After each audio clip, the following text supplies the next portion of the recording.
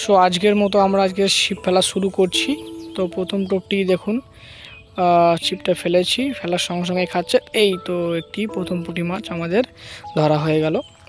এবং এই যে পুকুরটিতে ছিপ ফেলছি, তো দেখুন আরেকটি পুঁটি মাছ বলতে বলতে চলে এলো। যে পুকুরে ছিপ ফেলছি সেটা কোনো পুকুরে মাছ ছাড়া পুকুর নয়, নতুন কাটা হয়েছে এবছর, এবং বৃষ্টির জলেতেই মাছগুলো জমা হয়েছে। চারিদিকে আশপাশে পুকুরগুলো ডুবে গিয়েছে, তো তার থেকে অনেক বড় মাছও পুকুরে এসছে, অনেকজন ধরছে।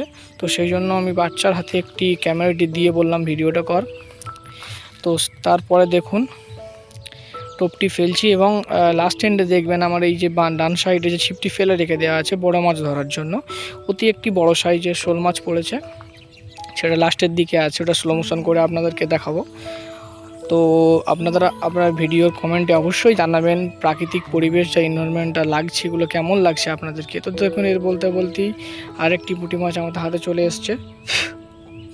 তো দেখুন এখানে আরও অনেকজন ছিপ ফেলতে এসছে, কারণ এখানে বৃষ্টির জলে ডুবে গিয়ে মাছ এসছে। তো সেই জন্য কেউ কাউকে মানা করে না, এবং এটা আমাদের বাড়ির পাশেরই পুকুর, আমাদের নিজস্ব পুকুর।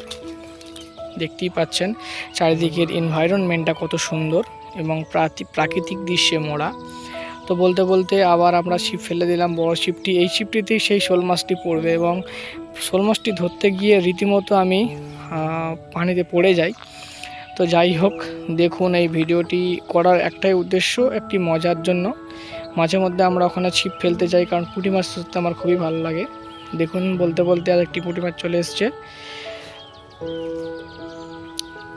তো তারপরে দেখুন এরপরে এই যে পুকুরে ছিপটি ফেলছি, এবং ফেলার পর দেখুন আরেকটি পুঁটি মাছ ধরবো। অনেক পুঁটি মাছ ধরেছি, সবগুলো ভিডিও করা সম্ভব হয়নি, কারণ অনেক বড় ভিডিও হয়ে যাবে।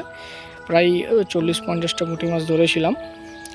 তো ওখানে গিয়ে ফেললেই আপনি 30-40টা পুঁটি মাছ অবশ্যই 1-2 ঘন্টার মধ্যেই পেয়ে যাবেন। তো দেখতেই পাচ্ছেন আরেকটি পুঁটি মাছ পড়ে গেছে। তো দেখুন এই সেই ভিডিওটি, বড় ছিপেতে যে শোল মাছটি উঠবে। সাধারণত আটার টোপ শোল মাছ খায় না, তো স্লো মোশন করে দেখানোর চেষ্টা করব। যেহেতু ছেলেটি ভিডিও করছিল, সেই জন্য ঠিকঠাক ফ্রেমে হয়তো আসেনি। তো দেখতে পাবেন স্লো মোশন করার পর শোল মাছটা কীভাবে উঠছে। দেখলেন কিভাবে উঠলো, এবং মাছটি প্রায় ছেড়ে যাবে, আবার আমি ধরে নেবো ওকে হাত দিয়ে। তো ভিডিওটি দেখে যদি আপনাদের ভালো লাগে কমেন্ট বক্সে অবশ্যই জানাবেন। দ্বিতীয়বার আমি ওখানে গিয়ে আবার ছিপ ফেলার ভিডিও করব, এবং আপনাদেরকে দেখাবো চারিদিকের প্রাকৃতিক পরিবেশটা কত সুন্দর। পরপর 3টি পুকুর আছে এরকম, চারিদিকে না হলেও প্রতিদিন 50 থেকে 60 জন ছিপ ফেলে।